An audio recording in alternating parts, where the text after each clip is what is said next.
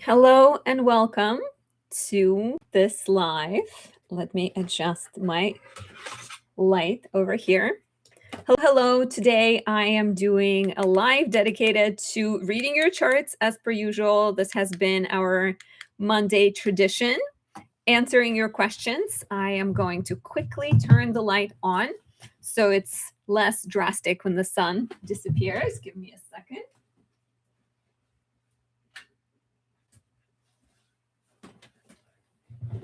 So, welcome to this live stream. We are doing birth chart readings, answering your questions. The readings I am doing are donation based. Suggested amount is $25.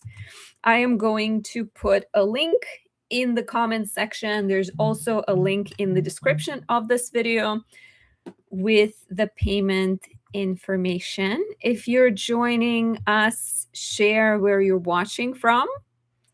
Let me know how are you doing. I am in New York City and it's pretty crazy over here.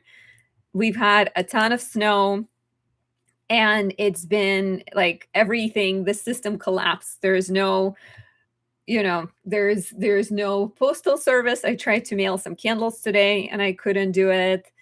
There are subway issues. There's so many things. Okay, just 1 second. I have somebody who sent me a donation ahead of time, but she did ask me to hold off on doing her reading. So my list is open presently. The way this works is I ask for a donation. Suggested amount is 25. If you're comfortable, paying more, you can do that. Obviously, you can pay less if you feel like 25 is too much for you.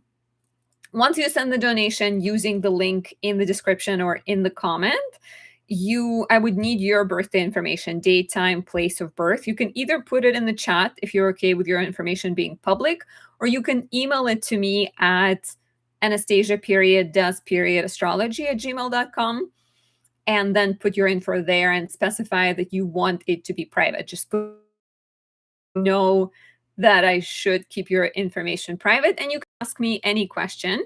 We are in the middle of the eclipse season. Time to talk about eclipses. You can ask about energies coming up, your love life, your career, your future. There's pretty much very limited. I mean, like, you can ask as many questions as you want. It's almost unlimited. It is hard to know like 100% outcomes sometimes. Like if people are asking like, when will I for sure get married, right? That is something in astrology you have to keep in mind, that there are multiple windows of opportunity, but they're not always, you have free will. So you have the option to do with the opportunities as you please. Let me know where you're watching from here. And I have one person on the list, but she did ask to kind of save her for last. So we'll see how it goes. Miss Algebra 123, you're in New York. Are you covered in snow? Are you riding from an igloo right now? Because I kind of feel like it. There is a synagogue next to me, and it's got like ivy on it, and it got covered in snow, and it looked like a cake that was sort of iced. Really cool looking. Susie Godhardy Pavlovsky says Zagreb, Croatia. Hi, all the way Zagreb, Croatia. I have never been. I've been to Montenegro, so pretty close to you. Vicious Show is saying, can I ask a question? Watching from California. So you can ask a general question. I can answer that. If you have a personal question that requires me looking at your chart, those are donation-based. Suggested amount is 25. You can send it via the links in the comment or in the description. I do ask that you please use those links over using the YouTube thing. Love YouTube, but then it goes through all the it gets divided into multiple chunks, and we creators get like a really small chunk after YouTube takes its stab at it, which is still nice, but I would appreciate if you use the links that I provided. So yes, if you would like donation, suggested amount is 25. If it's too much, you can pay less. If you feel generous, you can pay more. And if you, of course, can afford it, And then your birthday information is the next step, and the question is the next step. Ideally, if you could prioritize one question, because sometimes people ask like 3 questions at once, and these are shorter readings. If you want a full-sized reading, you can always book one on my website. I am also, as you probably have heard me, I am soon teaching a predictive astrology course. It starts on March 7th, on the day of Mercury Kazemi. We are going to start looking at annual perfections and how they cover 12 cycles of your life, transits and how those affect you, solar returns and how all of it tells a full picture of your future. If you already have the basic knowledge of astrology, then this class is ideal for you. If you are a complete beginner, then it's maybe best to do the beginner class first. So if you're just joining, tell us how you're doing, where you're watching from. Are you covered in snow? We have a few interesting things this week. We've got, so Venus and Mercury are going to conjoin. Mercury is going to station retrograde on Thursday. So if you're feeling, oh my God, you are going to be in my class. That's why it looks so familiar. Yes. Yes. Okay. Sorry. I'm just like excited. You had, when your payment came through, it had the same name. It had that also, like, I think, vicious show in it. I'm very excited. So I was saying, it's Ingrid, right? Ingrid? I was saying that, so Mercury is going retrograde on Thursday. That will make things even more confusing because Mercury is already in Pisces, where it is really good at dreaming things up. It's not always good at putting things into words. And it's also trying to explain really large and big concepts, which are sometimes hard to understand, hard to, again, verbalize. And then we're also having Mars square Uranus, which is dramatic, explosive, violent. Things that are happening in Mexico, I think, is very much like very literal manifestation of this transit already. So if you're feeling stressed out, if you're feeling irritable, if you're feeling frustrated with things and people, know that that is the vibe for the week, and definitely try to like breathe this week, because it could be tough out there. I feel like I'm noticing myself already picking up on all of that and just being like noticing the increased irritability. Are you feeling it? Or are you just chilling and everything is awesome? Because we are coming out of the Venus-Jupiter trine, which technically should be lovely. I bought a wedding dress on Friday, so that's pretty exciting. And I guess that's my manifestation of Venus-Jupiter trine. Okay, so I think Vicious Show says sending the 25 right now. Okay. And I have your information, so I can probably just pull your chart while you're sending the donation. And also let me know if it's okay to share your info or if you want it to be private. I do have the option of not showing your chart or just showing the chart, the birthday information, so you can specify. And the questions people ask really range. You can ask about love, you can ask about career, you can ask about money, real estate, any sort of future, present, karmic purpose, right? Talking about things like that.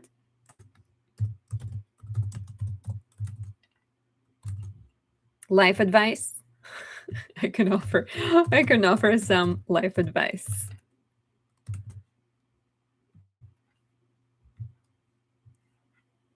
Okay. So let me see.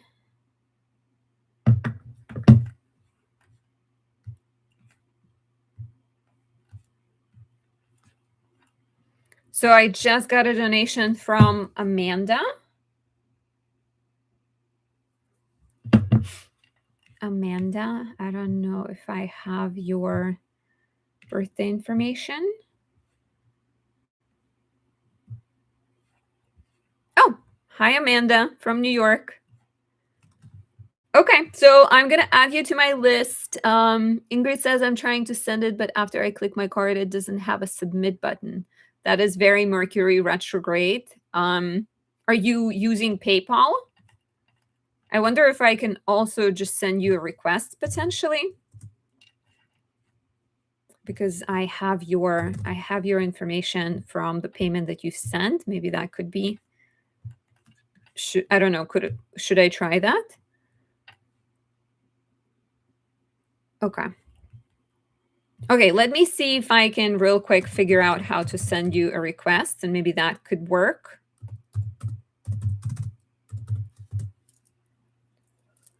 There is definitely, like, my computer has been slow, my phone has been slow, my phone doesn't always want to take pictures. I feel like the cold is affecting it, but I also think it's already like everything all together. And the retrograde is very much showing up. Okay, so how can I send you a request? And Amanda, I saw that you provided your information. Do let me know what the question is, and I will take a look. Hi, Julianne. Oh, it's so good to see you. The powerful Aquarius, right? You're saying I'm at work, just popping in to say hi, and I'm loving my candles. I'm so excited, so happy to hear that you're loving them. Okay, I think I can do it. I just need your email. Just give me a second. It's like trying to do something while everything is confusing is hard.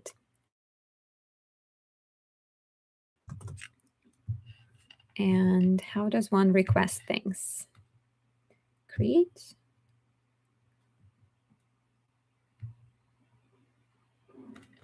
Bear with me, please. I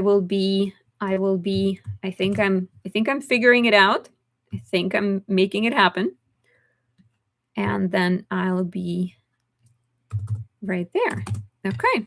Doing it now. Sending a request. Awesome. Look at that. Gemini in action. Mona says, just wanted to come on here and say you did a horror chart for me last week and it did come true. You're pregnant. Yes. Oh my God. So we were saying like 7 days, right? It was something like, and you went to your doctor's appointment and they say that you're pregnant. This is so cool. Congratulations. I hope it's a healthy pregnancy, and I hope you have the healthiest, strongest, most adorable baby. Congratulations. Okay. Ingrid says, my apps have been glitching on me. MR is always messing with my tech. Oh, Mercury retrograde. Yes. Yeah. Congratulations, Mona. Thank you so much also for like coming on and saying, and like, yeah, breathe and enjoy it. And hopefully, wishing you all the health. Okay. Ingrid. Yes. I send you the request. Okay. So Amanda, please share your question. I am going to put your information in the chat. I see your question. Awesome. Okay. So starting with Amanda and then Ingrid, and then I have someone else, but we're just waiting for her to finish golfing and come in, and so she can follow along as I'm doing her reading. Okay, Amanda. So Amanda, is it okay to share your chart? I assume since you shared your birthday information, can I share it, show my screen so you can watch it as well? And so we can like look at it together.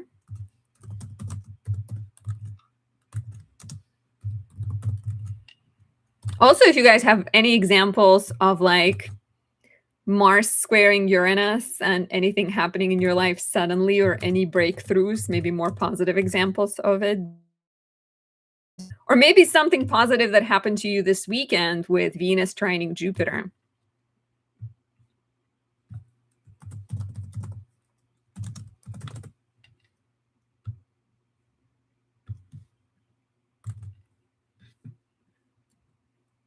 Okay, Amanda is okay with sharing her information. She's saying, my question is, where in my chart does it say I receive my money from or will I get an extreme amount when? What is my karmic pattern? And in my chart, does it say anything about having two jobs? So you're a Gemini rising. When you're a Gemini rising, everything may come in twos.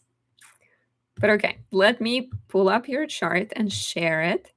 And I have Libra, Sun, Scorpio, Moon, Gemini rising. Is this correct for you, Amanda? Nikki Riazop. I probably am butchering it, putting your information in. So the readings are donation based. Suggested amount is 25. I ask that you send it through the links either in the description or in the pinned comment. And then I'll add you to my list. And then I need the date, time, place of birth, which you just shared, and your question. Okay, so Amanda.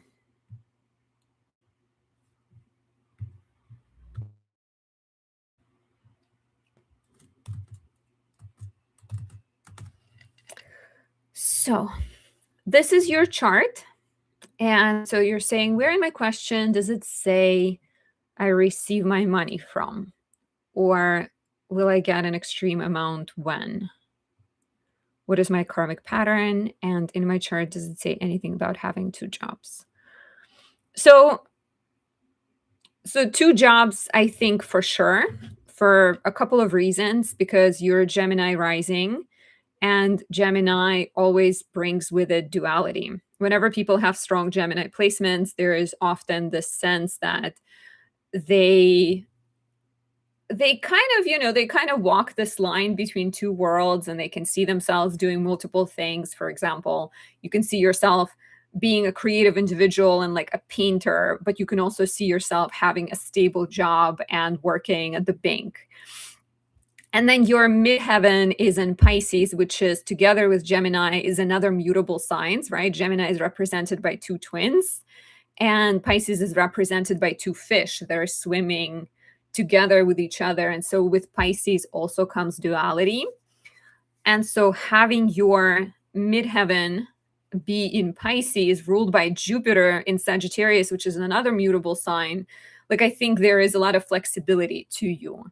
Saturn, it's like you have this interesting dynamic professionally, because your midheaven is ruled by Jupiter in Sagittarius. And so Jupiter sits in the house of relationships. I think it suggests that you can be quite lucky with partnerships and people coming into your life. That is romantic, but not just that. It might suggest that there is something about the world protecting you, or you get sort of sent good people your way. But then you also have Saturn in the house of career. And I think Saturn might suggest delays and restrictions. You just finished your Saturn return. It would have began in March 2023 and probably escalated a lot throughout 2020, late 2024, 2025. Have you noticed that the last 3 years have been the period of growing up? What has happened in your professional life? Have you dealt with any obstacles? Did you switch any professional directions? Because Saturn to me reads as like there is this strong desire potentially for like you wanna have professional success, but it's Pisces. So Pisces would have this element of like your career path requires sacrifice, and it requires compromises, and it requires delays, and sometimes it requires you putting yourself second for some kind of important purpose and mission. And you really need to be aware with Saturn in the 10th house that you're not just working because you're trying to prove something to someone, or you're trying to be successful in the sense the world sees you, that you're really kind of finding balance between the achievement and diligence of Saturn and spirituality of Pisces. So when we're looking at your house of money, Amanda says, yes, I hated my job and changed jobs. Okay, that's awesome. Are you happier with the job you're in right now? It's like twofold, because I think Jupiter can help you professionally, but there will be some patience that you need to learn along the way. And you also have to be ready to like take it slow and um, maybe deal with some obstacles along the way. But in terms of where you might make money from, so your house of career is ruled by Jupiter in the seventh. So I think it involves working with people. It involves maybe even some kind of like relationship counseling or business or partnership, working with others, maybe in a counseling capacity. Your second house of money is ruled by the moon in Scorpio. And the moon is in its fall in Scorpio. And because it rules your house of money, there may be some challenges connected to money in your life. Maybe, maybe the money has to go towards like taking care of health. Maybe there's some, even your mom could be someone who's like, costing you money potentially, or you're helping your mom with her health somehow. There may be some challenges with the moon in Scorpio ruling the house of money.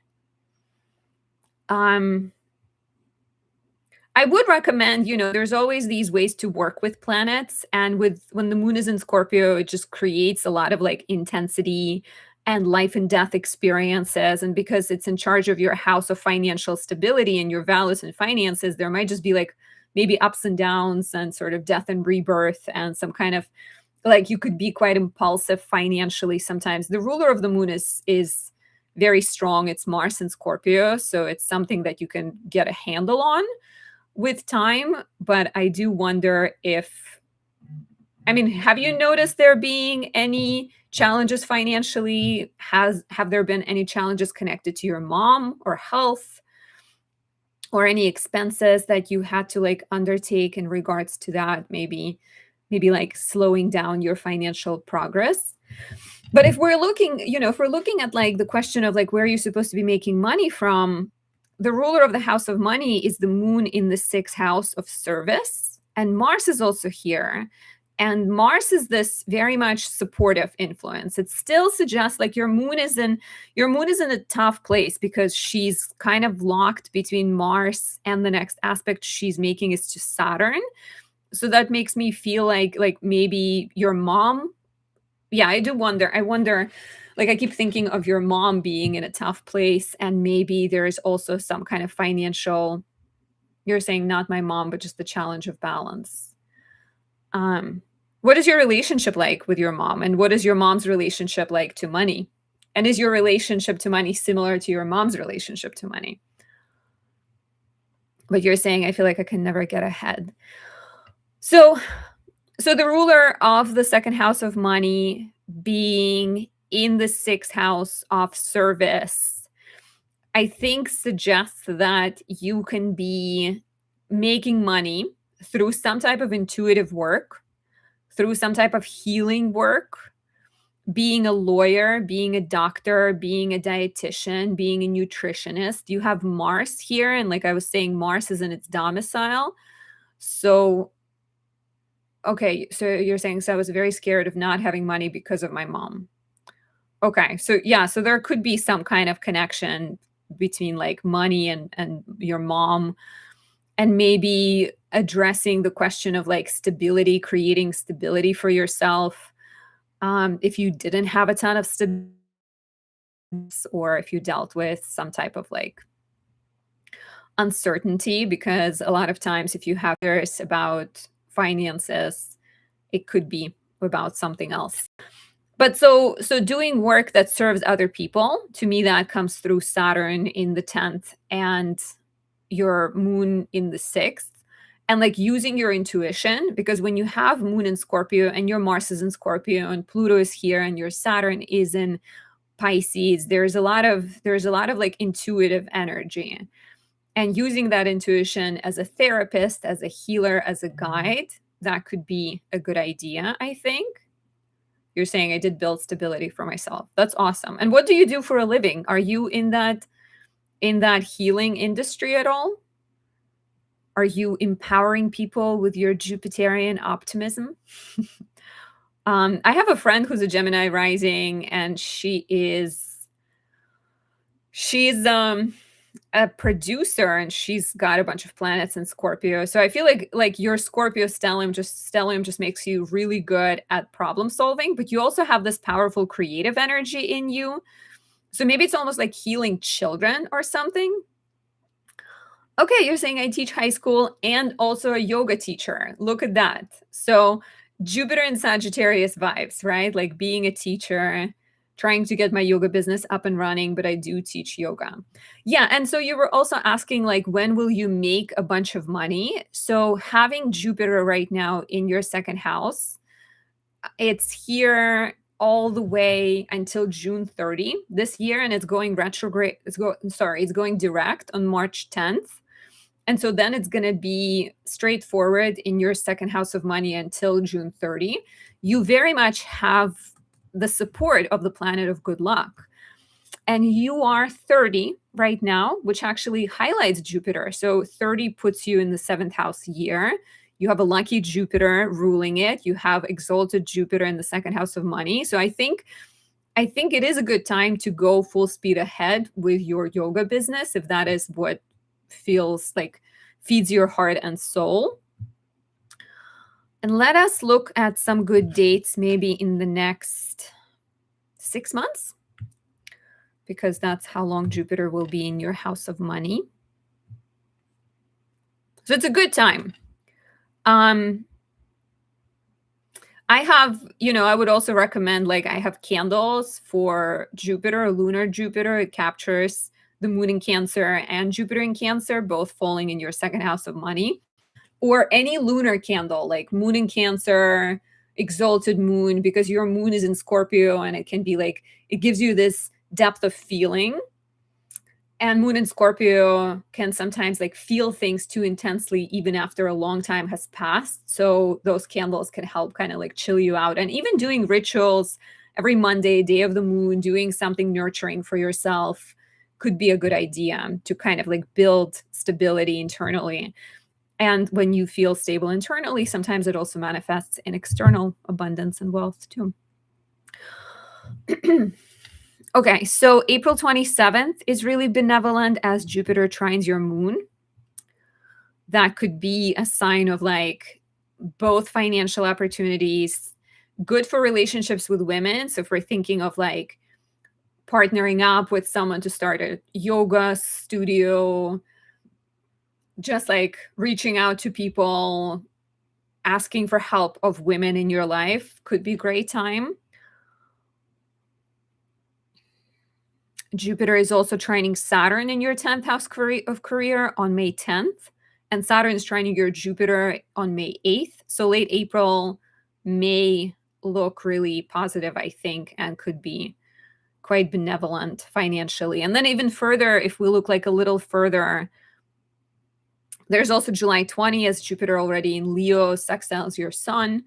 And then on the 14th, so July 20 and then August 14th are both quite benevolent on the 14th of going through your Jupiter trine. So that's what I am seeing. I hope this is helpful. I hope you can take those dates and take advantage of them. So people are saying, not sure how this works. I would appreciate a birth chart reading. These are donation based. Suggested amount is 25 based on how much you feel comfortable. You know, if that's too much, you can do less. If you can do more, I would be grateful, but 25 is what I'm suggesting. And once you send the donation, use the links. There's one in the description, and there's also a link in the pinned comment. After you do that, I will need your date, time, and place of birth and your question. You're welcome, Amanda, and good luck. Jupiter in the second house is, I think, all throughout you being 30. It's quite a good time because of that healthy, strong Jupiter being your time lord for the year. I think you can really benefit from like starting a business with someone because Jupiter blesses you with good relationships.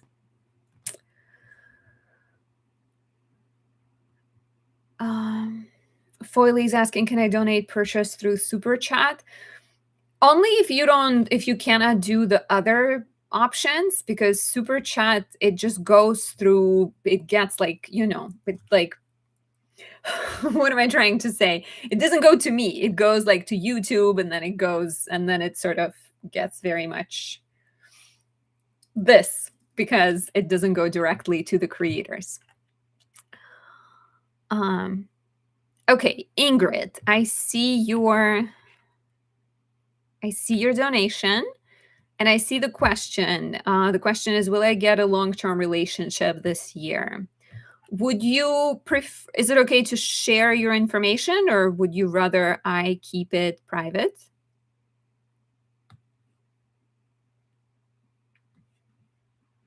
So, okay, and right now we have,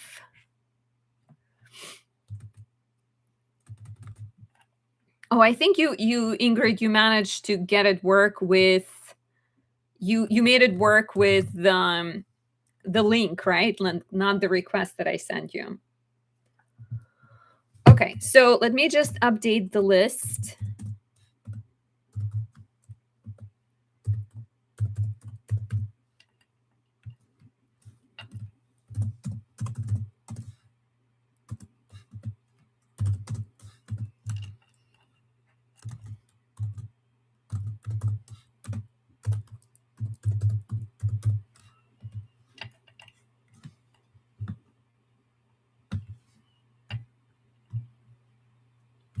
So I'm going to update it real quick, and then I'll tell you guys the order.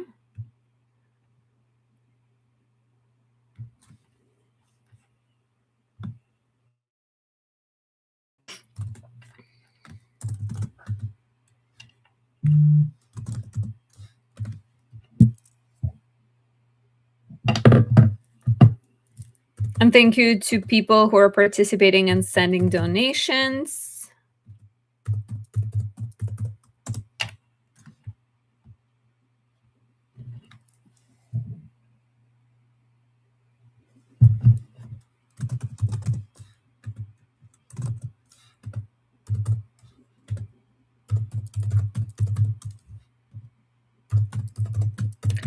Okay, so the list as it stands right now has Ingrid, Jonathan, and Brian on it. And there is also Ellen, but we are waiting for her to join us live.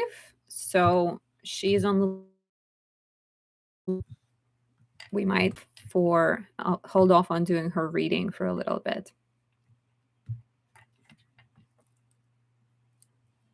Okay, Ingrid says it's okay to share the information, right? And you're saying, yes, it was the page, it was frozen. Of course, everything is frozen.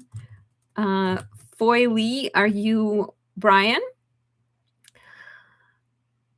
Okay, you're saying it was frozen. I just reopened and the submit button was there. Awesome. Just give me a second. I'm going to bring a space heater my way because I am in New York and it is frozen cold here. Just 1 minute. If I can get out of here without tripping.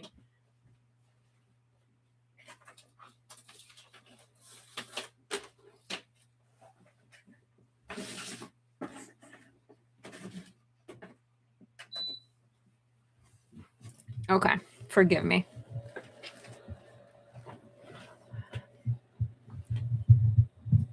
Thank you, everyone, for being patient.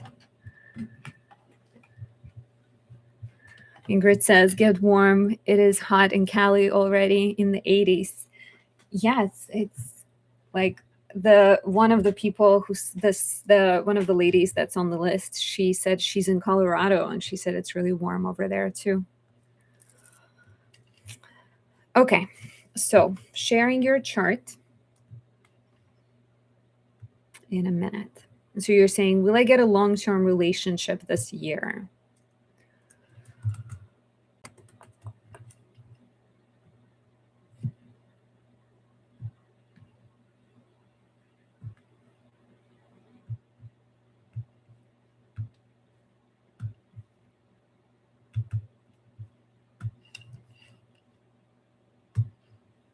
I want to look at a few charts just to see what they all have to say together.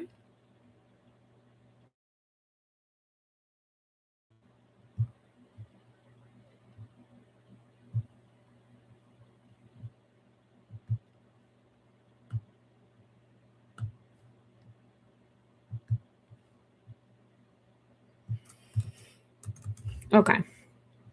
Should be all in business.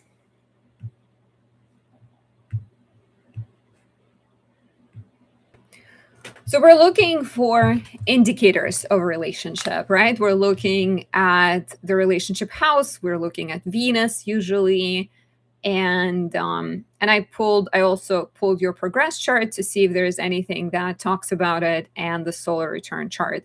But even without necessarily looking at those things, I think there's already a few positive signs. So you're born with Mars and Saturn in the seventh house of relationships.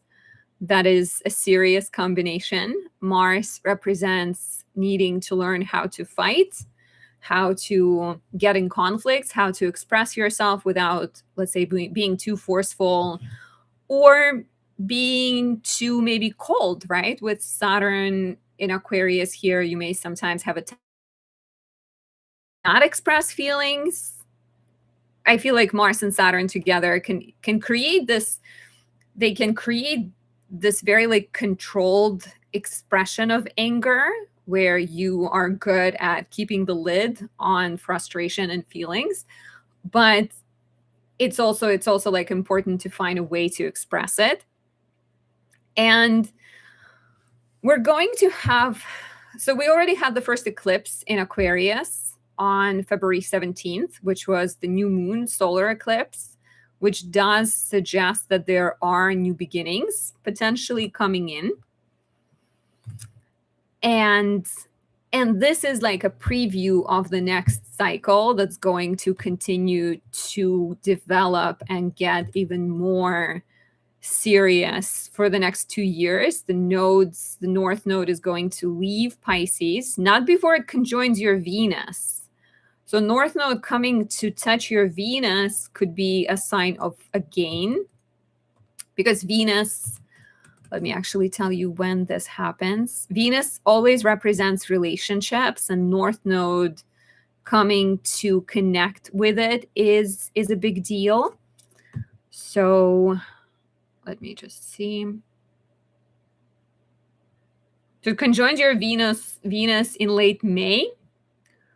We can say from like the second half of May into, say, like final 2 weeks of May, or second half of May and the first half of June, is when north node is conjoining your Venus, and that could be a sign of a relationship development. And then shortly after, on July 26th, the north node is going to enter your seventh house of relationships. And so for the next 2 years or so, year and a half, north node is going to be in your seventh house of relationships. And you see people meet someone, get engaged, get married. This is like a really, really major window of opportunity in regards to relationships.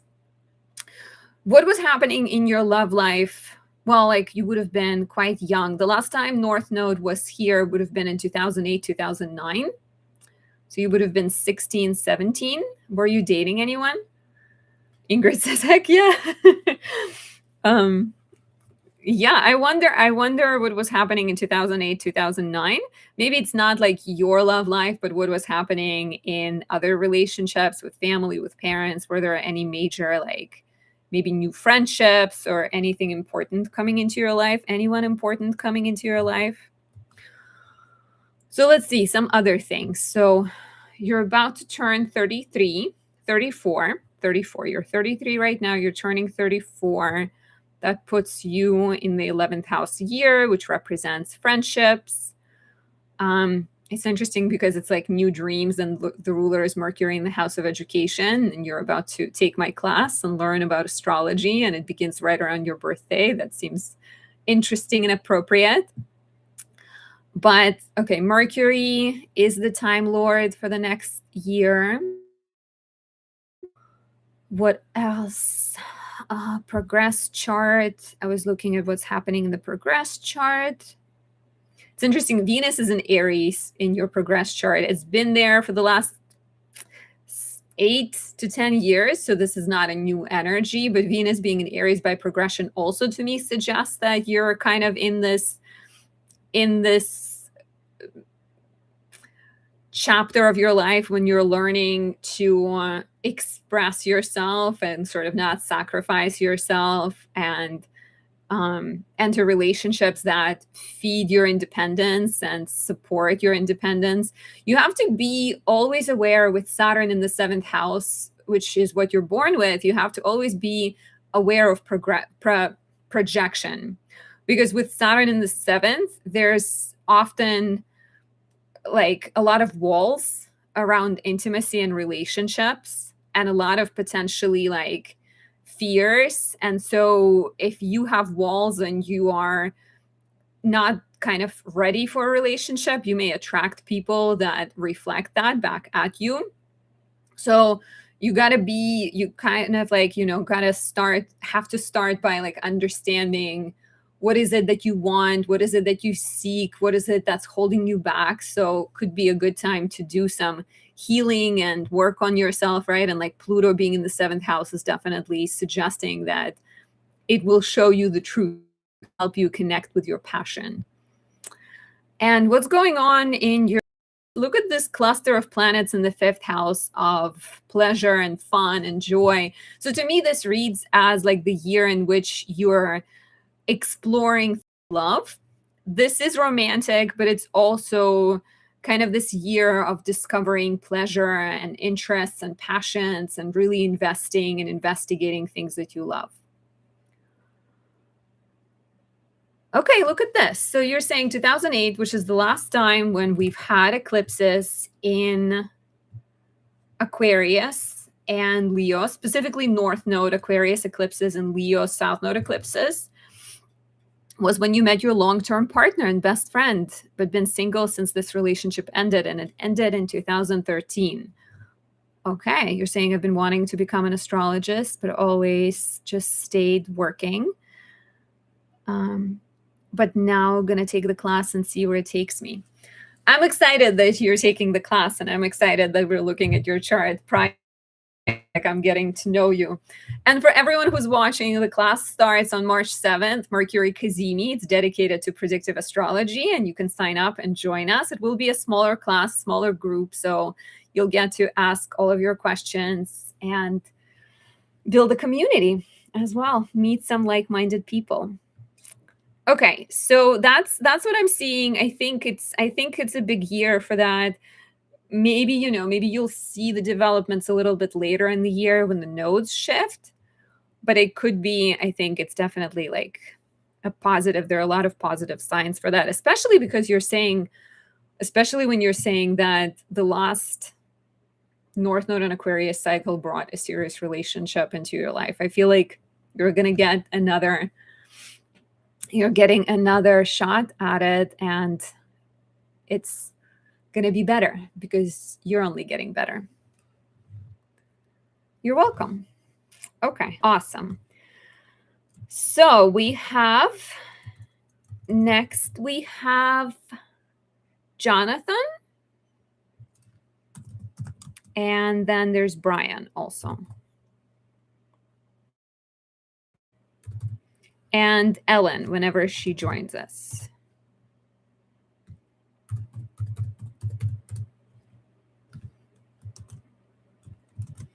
So Jonathan, do I have your information? There you are. I see it. Is it okay to share your chart on my screen, to share it publicly, or would you rather I keep it private?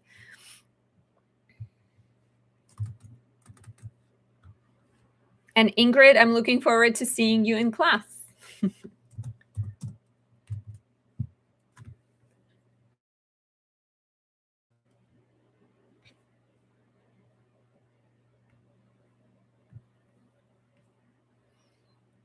Okay.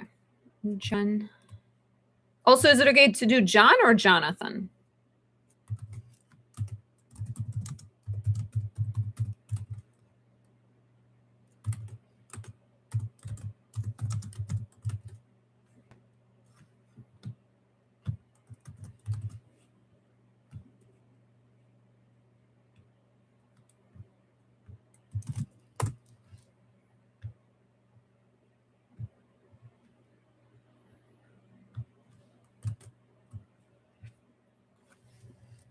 Okay, you're saying please share. You only hear Jonathan.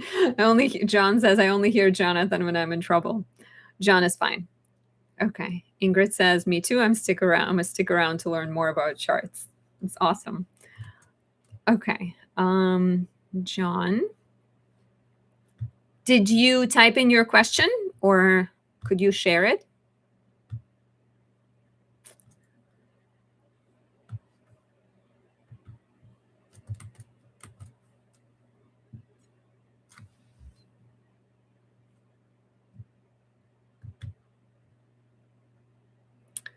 Are there any major changes coming my way? Career, love, location, whatever you prefer to look at. So, Cancer Sun, Pisces Moon, Gemini. I wonder how your Gemini rising and your moon work together. I guess I've seen plenty of people with the Pisces Gemini energy. But like Pisces is so chill and Gemini is so like a kid in a candy store, always wants to try new things.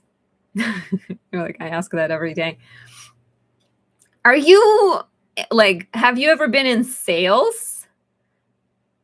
I wonder with like Mars and Gemini right on the ascendant, or would you see yourself as a good salesman? Because like that could be a very like strong, I can sell you anything type of combination.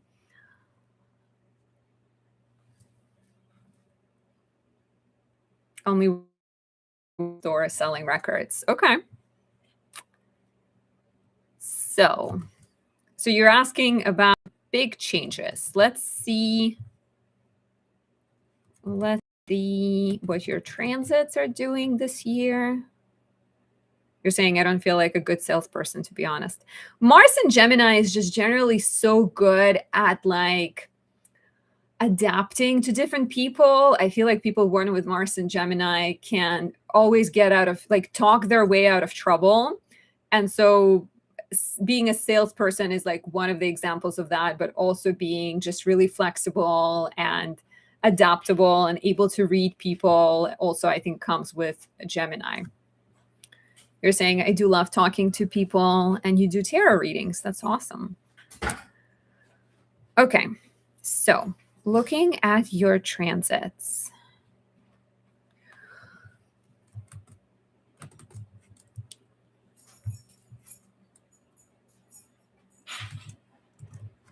So you're going through your Saturn opposition. That's a pretty big deal. You were born with Saturn in Libra. Saturn is exalted in Libra. And actually, you were born in 81, which is the year of the Great Conjunction. We get the Great Conjunction of Jupiter, Saturn once every 20 years. The two conjoined in Capricorn. And now, and so, you know, every 20 years or so. So you were born in 81, there was a conjunction. In 2000 was a conjunction. In 2020, basically like every 20 years. And Saturn really likes Libra because Libra is all about fairness and justice. And if Saturn likes rules and walls and boundaries, Libra makes sure that the rules are based on how society is changing, based on what is right for everyone. So there's sort of this sense of like moving slowly and being really aware of people. And so Saturn is right now in Aries, which is quite the opposite energy. And it's when you go through your Saturn opposition, that's on many levels like a full moon of Saturn. You've had your Saturn return back in 14 years ago, 2012, I want to say, 2011, 2010. What was that period like for you? Yeah, 2010, 11, most prominently. And so that could have been a beginning of a new big chapter in your life. Let me actually share a different screen with the dates. So this is your Saturn return back in 2010 when Saturn was in Libra, 2010, 11. And so right now we are in the place of your Saturn opposition. And that is, like I said, it's like the full moon of Saturn. It tends to represent perhaps culmination and peak of what your Saturn return has been about. So whatever got started back is now either ending and new chapters are beginning in your life. Perhaps with Saturn in Aries, there is a stronger focus on taking risks and taking action and moving fast instead of being slow and steady and kind of good at gelling and getting along with other people. There may be a lot of more focus on like, what are my gifts? What are my talents? But it's also Saturn in the 11th house. So if in 2010, 2011, you maybe started a big chapter of your life that involved, let's say, creative self-expression or parenthood, now that Saturn has reached this sort of opposite point that could be about like, what have I learned in the last 14 years? And how can I dedicate this energy to serve humanity?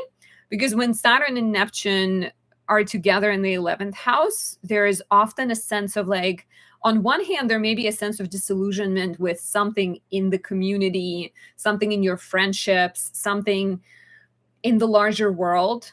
But there can also be an opportunity here. Saturn, whenever Saturn moves past the 10th house and goes into 11th or 12th, we're looking at the impact an individual can have on the world. And it becomes a lot less about oneself. Now it's an Aries, so it's kind of about you, but it's also about like doing something with your knowledge, doing something with your wisdom, doing something with your legacy. So I can kind of see maybe new dreams forming in your life, maybe new relationships, new connections. You're saying, so in 2010, 11, there was a change in career and you started working freelance, had a steady job before then. And you're saying, now I'm back on a steady job, but not a fan, want to take risk, but trying to be a responsible adult. Well, I guess that's a good thing, trying to be a responsible adult, but maybe there is some way to get involved with, like Saturn in the 11th wants to do work that matters. And it could bring, on one hand, it can test your friendships, and it's likely going to show you who is a true friend versus who is not. The last time Saturn was here was from 1996 into 98, a little bit like the couple of months in 99. What was happening in your life in terms of new dreams, in terms of friendships, maybe? But I think on one hand, it's going to test your friendships, and then on the other, it can,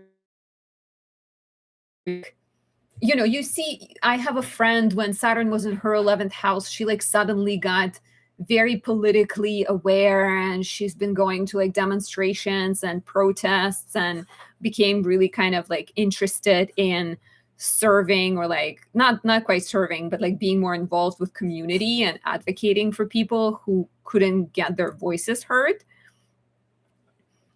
You're saying that makes sense. I've been doing charity work and want to do community-based work, things that help others that lack resources. Yeah, that could be a really good way to use this transit.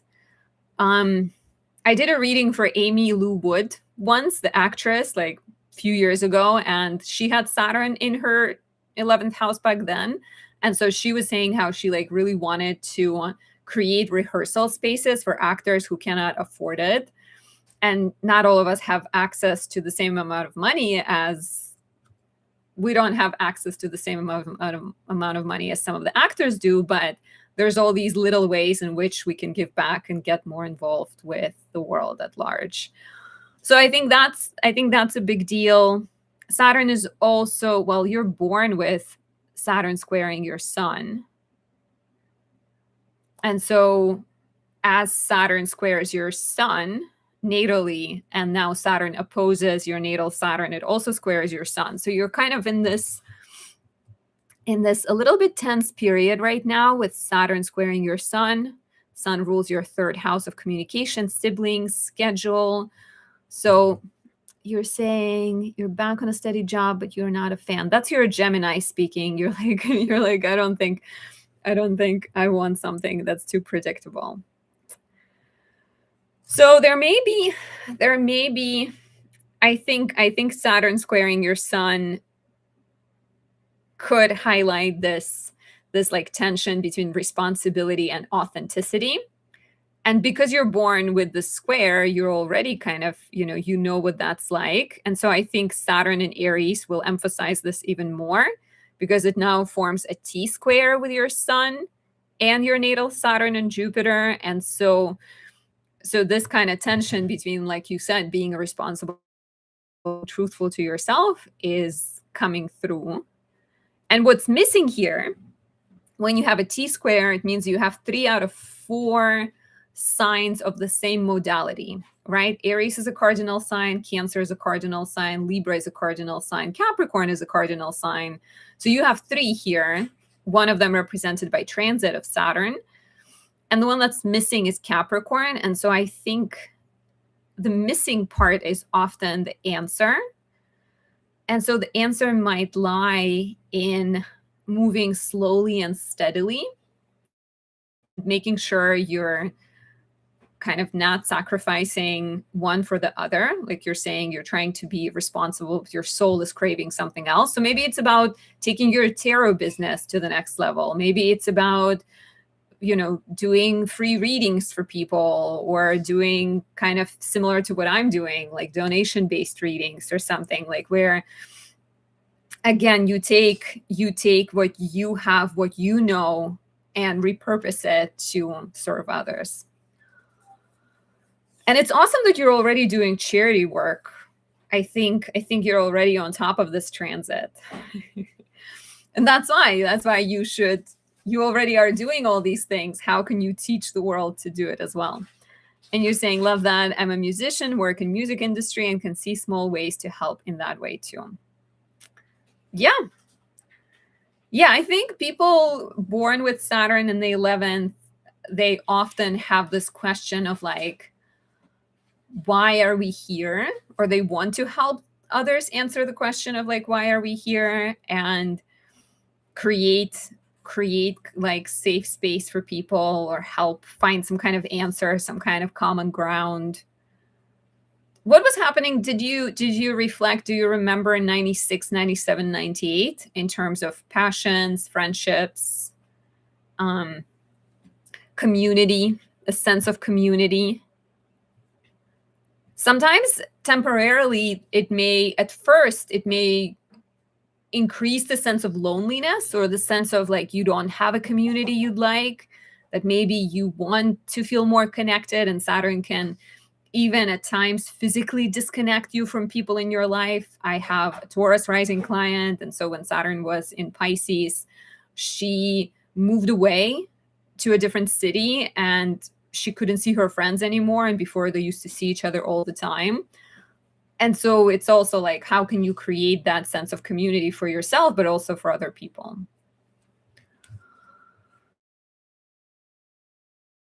It's coming through. And even North Node in your 10th house right now, right on top of your moon, also reads to me as like, how can you express your nurturing Cancerian energy in public ways? John says, around late 90s, I lost close family members, moved far away from home, and also had some very unique experiences. That's interesting. So sorry to hear about you losing family members, but definitely seems like there was a sense of isolation, right? Like some loneliness. And you're saying you discovered transcendental meditation and astral projection. That is amazing for a 17-year-old, or even 15, 16 you were, right? In 96, 97. So there might be, I think it's like, how do you unite your socially aware and kind of good at getting along with people, with your intuition, with your intuition and nurturing personality, and take it in a way and apply it in a way that serves others. Because Saturn in the 11th, whenever Saturn goes, it can be difficult. But if you work with Saturn, if you honor Saturn, if you apply yourself, volunteer, donate, take care of like people in need, it could be actually quite supportive. You're saying yes. Okay, that's what I'm seeing. Do you have any follow-up questions? Next, we have Brian, and we also have Ellen whenever she joins us.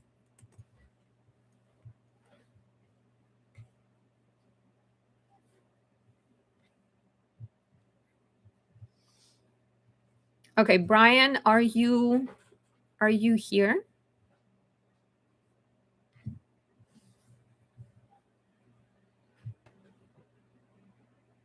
So Brian or Ellen are on my list right now, whoever is here first. I see you, Brian. You're saying I may put your chart on the screen. Let me scroll up. Do I have your information? If you can paste your info again, I'm not. Or let me check. Would it be in the payment info? Yeah, I don't think I see it unless you send me an email. No, don't see it. Please share it, Brian.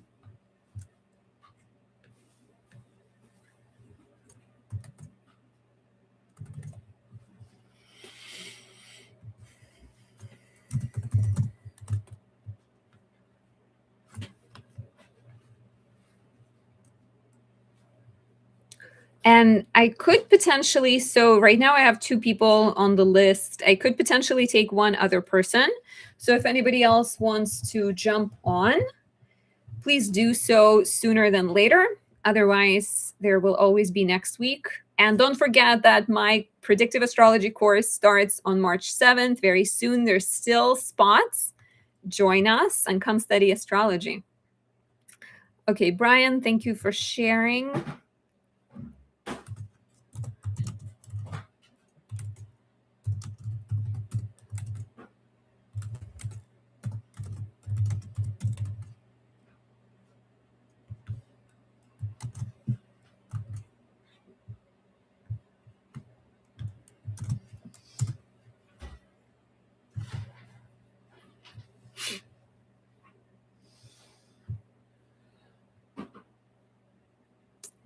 So, Brian, I got Capricorn Sun, Leo Moon, Leo Rising for you. Is that correct?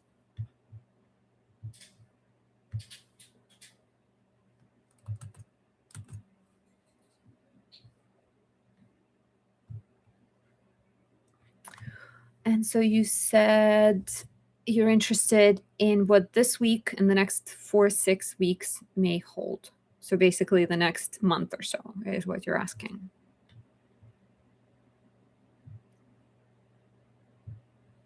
Oh, I see your information now. I was looking at the comments that you left on the Venmo and not really looking at the actual original Venmo.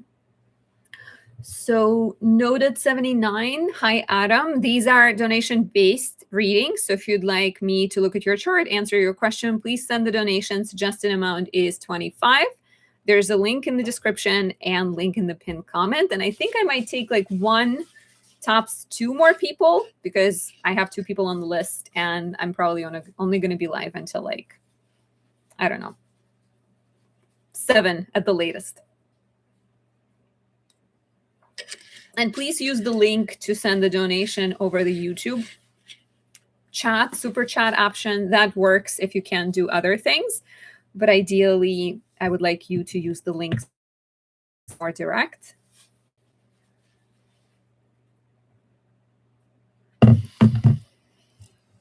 Okay, so Brian said it's okay to put the chart on the screen. Let us make sure we have the right chart.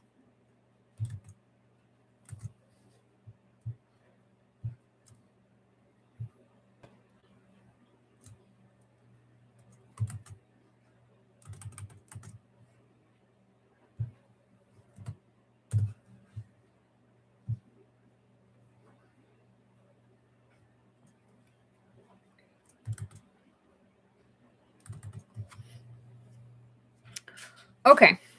So, you said Capricorn Sun, Leo Moon, Leo Rising is correct. I love your Jupiter on the ascendant. Are you lucky? Would you consider yourself optimistic? Would you consider yourself a teacher to other people? So, what is happening right now? There is a big and final aspect of Uranus on top of your Mars. Let's actually see when this happened before.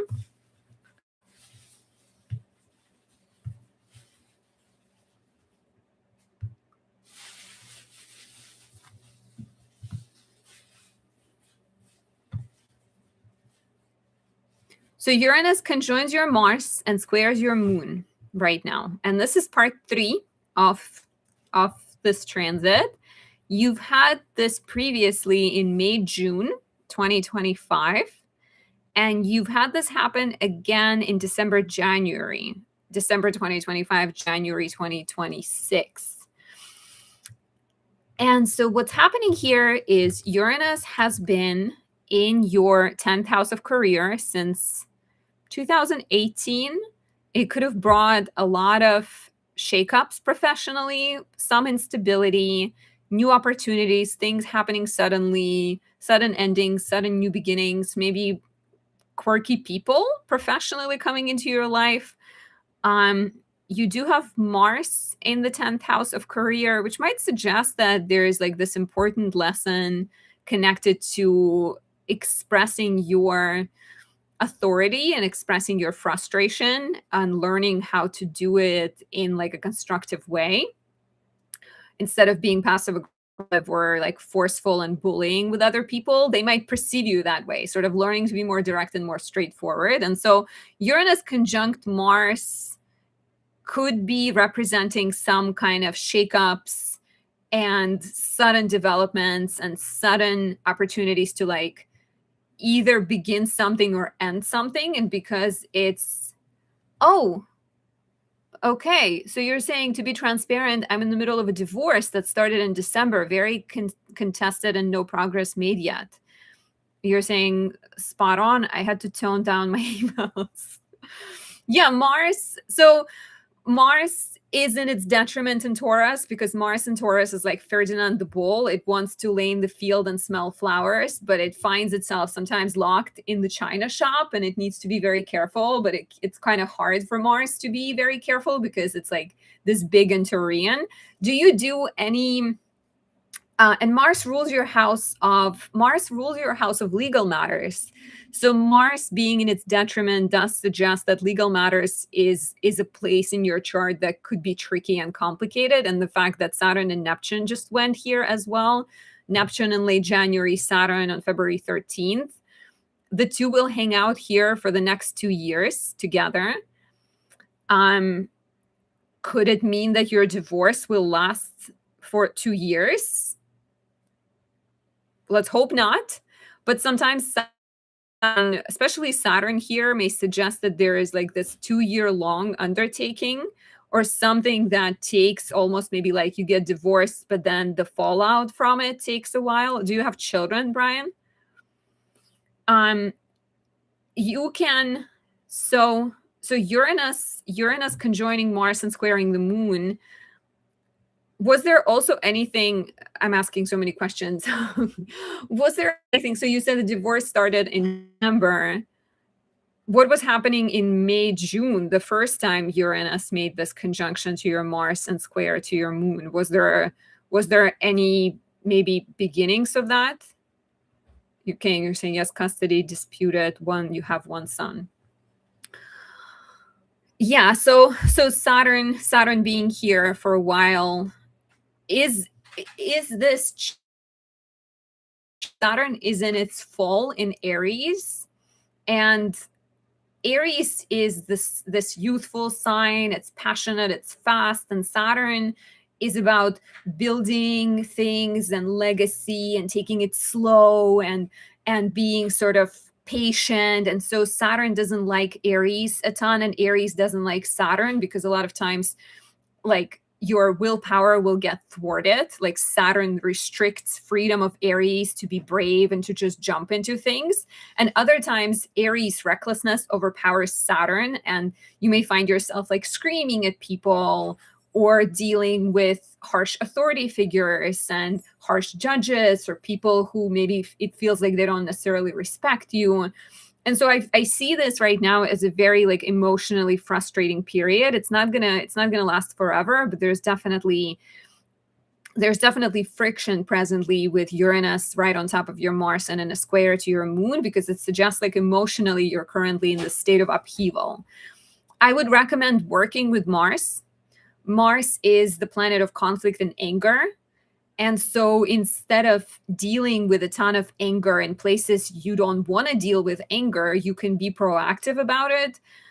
Most people have some strong placements, some more challenging placements. Like you have this happy Saturn in its domicile, but you have Mars in Taurus. And so the way I would work with it is Tuesday. Every Tuesday is the day of Mars.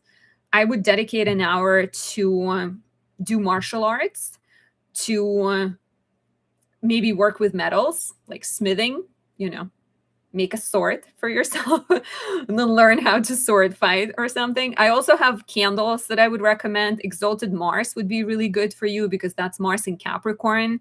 That is Mars in an earth sign, in the sign of its exaltation. It's really good about being strategic, knowing when to fight, knowing when not to fight. I'm mentioning it because I make candles and oils that have planetary properties. So you can visit anastasiadoesastrology.com and check out my offerings, because I have Venus in her fall, and I started creating products to help my own fallen planet. And I always try to figure out how to be proactive in astrology, because it's definitely getting activated for you. And you just turned 35, right? And you just turned 35, which also puts you in the 12th house year. So I think there will be some, when Jupiter goes into Leo on June 30 for a full year and you go through your Jupiter return, I think that will be like a guardian angel coming in, and there will be more support. But you're also going to go through South Node entering your first house starting from July 26th. And I know that's not including the next month or so, but that's, I think, interesting too, because there's going to be a sense of growth with Jupiter through letting things go, through letting go of the ego, because the ego can be strong with a lot of Leo planets, right? And we're going to have Jupiter in Leo, but we're going to have South Node in Leo, and South Node South Node has this like karmic quality, and it really tells you that like sometimes it's better to like let go of such a strong ego and let go of the things that you believe you're owed, or like like fighting for the sake of fighting. So there may be, especially around the time there's an eclipse in August, I believe August 13th,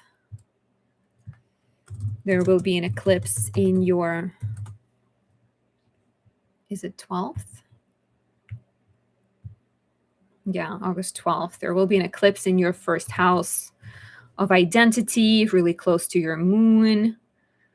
And that's like a new beginning, but it's a South Node new beginning. So it's a new beginning that comes off like letting something go. So there may be some delays, and there may be some obstacles that are represented by this Saturn ingress into your 9th house of legal matters. And I would really recommend working on Mars. And you can even, like I mentioned, martial arts, learning to express your fighting spirit in constructive ways. I do recommend the Exalted Mars in Capricorn candle, or an oil. You can kind of like light it up when you're writing things or when you're dealing with lawyers, and use some of the benevolence that is captured in it. And maybe even Saturn, like every Saturday, day of Saturn, volunteering, going to help people in need, going, volunteering at a local church or at a local food pantry to bring some of the positive karmic energy into the mix.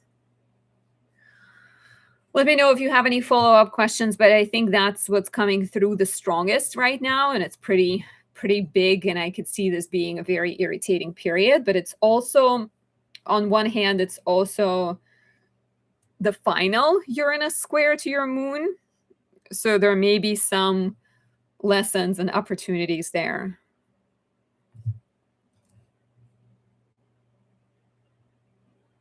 And even your North Node is in Capricorn, so even North Node in Capricorn kind of suggests that you're here to learn to like build good boundaries and create structures and maybe learn how to express your authority in the constructive way.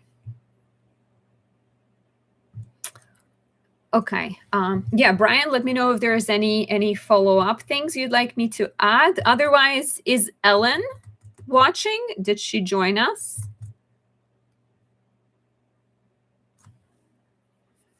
I can do Ellen's reading if she's here, and if she's not, I could also just do her reading and send her the timestamp so she can watch it later. I wonder if we are a little bit delayed again, because sometimes if YouTube throws in commercials, the stream ends up shifting. And so if you guys can refresh it to make sure that you're watching it in real time, that could be good. Anything for next month? The eclipse with my chart. Virgo eclipse, and that's on March 3rd. And it's happening in your second house of money and values. And it's a lunar eclipse, so it can represent some release in the financial sector. Does it aspect planets? It does trine your sun, the ruler of your ascendant, and your Neptune. And it is ruled by Mercury retrograde. So I think it might be part of the same storyline, because Mercury is the ruler. It's in the 8th house of sharing, of money that you owe to other people, money that is owed to you. Mercury is retrograde. There is the sense of confusion about agreements, about maybe it's not about the divorce, maybe it's about some payments and some money that is owed to you, and there is some kind of uncertainty there. And I think as you're dealing with this uncertainty, the eclipse invites you to clear your financial, to sort of take a look at your finances and figure out and get everything in order on some level, but also perhaps examine where you're holding on to things too tightly, where you may be controlling things, where can you soften a little bit, where can you like if you're in the middle of frustrating divorce, right? What can be done to maybe compromise, or what can be done to, what can you compromise on for the sake of moving through it? And another way this can manifest is there could be some financial changes, money coming in that you are expecting to come in, or you're making a payment, you're paying off a mortgage, you're kind of taking care of some kind of bills or getting recognition, rewards, financial shift. This is part of the ongoing storyline. We've been having eclipses in your second house of money. We've had 2 already. There was one in March 2025 and another one in September 2025. So I hope this resonates, and good luck with everything that you're going through. Okay, so I don't know if Ellen is watching, but I think I'm going to answer her question.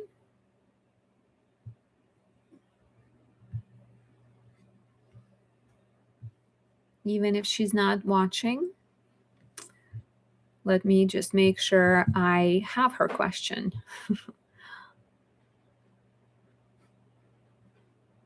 There it is, I think. And Ellen, oh, there she is. Look at that. It all worked out. And yes, Brian, I hope this reading was helpful to you.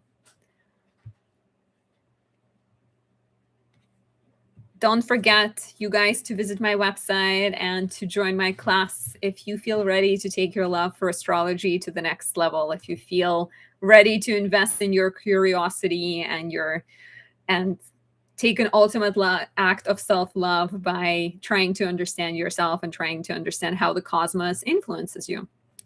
Okay, Ellen is here. And Ellen, I think I remember you said that I can show your chart, but not show your birth data. Okay, and so your question was, when will I get a job offer? So we can try to figure it out and look at the possibilities.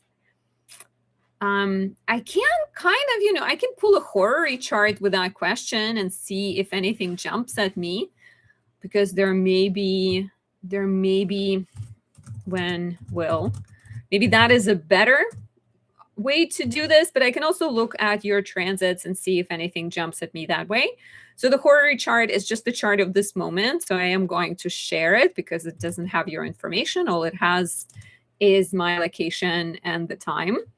Okay, when will Ellen get a job offer?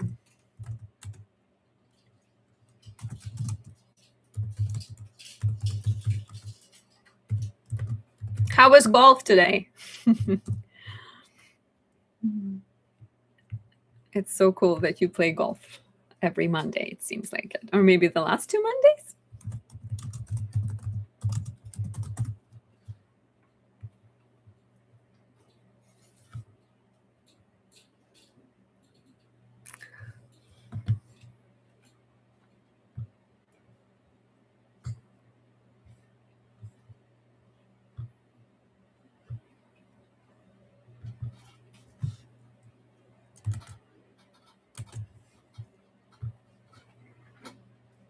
You're saying it was great. The weather was beautiful. And you're in Colorado and it's warm? Aren't you guys like in the mountains? I feel like. And you're welcome, Brian. I'm glad it was helpful. Okay, so Ellen, we have a horary chart here, which is very similar to a tarot reading. And we are going to try and find a connection, which this chart is not making it super easy, I don't think, to answer this question, because what's happening here is the first house is you and the 10th house is the job, and the ruler is the same planet. And so if I were to be like, well, is there an aspect between this ruler and this planet? It would be hard to say because okay, let me see though, because maybe there are a couple of things that I can see here. So you are Mercury in Pisces in this chart. You are getting ready to station retrograde. You are your significator. So Mercury is getting ready to station retrograde. Mercury is also in the sign it feels a bit uncomfortable in. And so that might suggest that you're sort of in this position where you're questioning things and you're rethinking things perhaps. So as Mercury is getting ready to retrograde, I do wonder if you are maybe there is some type of going back energy professionally. Could you be reaching out to people from your past? Could you be finding work that is connected to your past? Mercury is going to aspect Venus, and Venus is in charge of the house of education. So I wonder if there's like any teachers, any mentors, any classes that you could be taking that is symbolized by this. And Venus does rule the house of money here. So that's like a positive thing. And as Mercury goes backwards, so right now it's basically barely moving, but then it's going to station retrograde and turn back. And so there is about between them. But Mercury it still has to go forward a couple of degrees to then go back. So that could be like 7, 6, 7, 8 time units, and that could be days, weeks, month. But we're going to look at your chart. I'm not going to share it, but I'm going to look at some of the transits. You're saying no along the front range. I'm not sure what that means. I can't remember what I asked you and what that question, what that answer was in regards to. But okay, I'm going to look at your chart. I don't know if there is any sense in me sharing it because I won't be able to hide your information if I'm looking at transits. But let us see.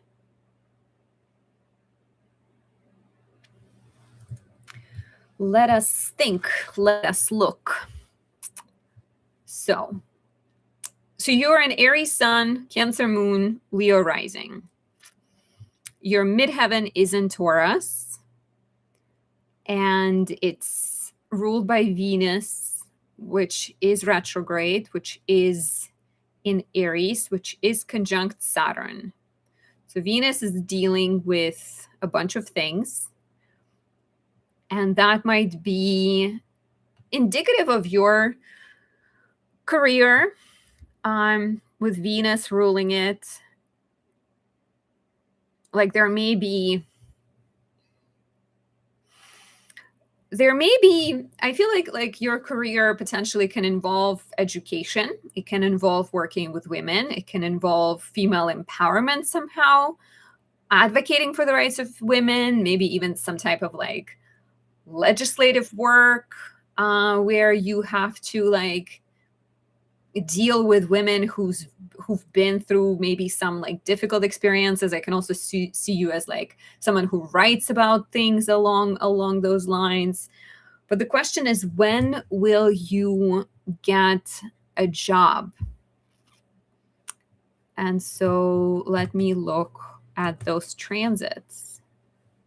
Oh, you're saying about Colorado. You're right next to the mountains. Oh, you're saying it's okay to share your chart as is with the information?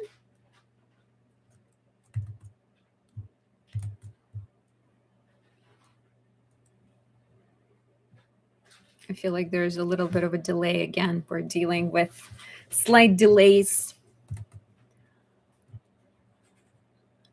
Okay, but I do want to look at the transits and see what is the next 6 months looking like, potentially.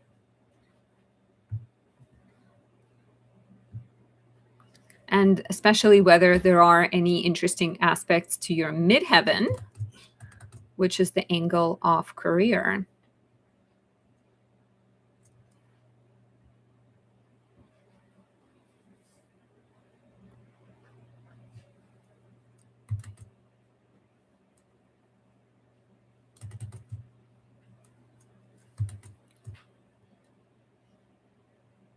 Okay. I'm assuming we are slightly delayed, but it's okay. Okay. So I'm not sharing it quite yet just because I feel like that's what you're saying, but I just wanted to get like another confirmation that it's okay. But I can also just keep looking at it as it is.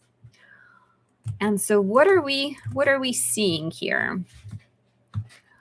So okay, Saturn just went into your 9th house.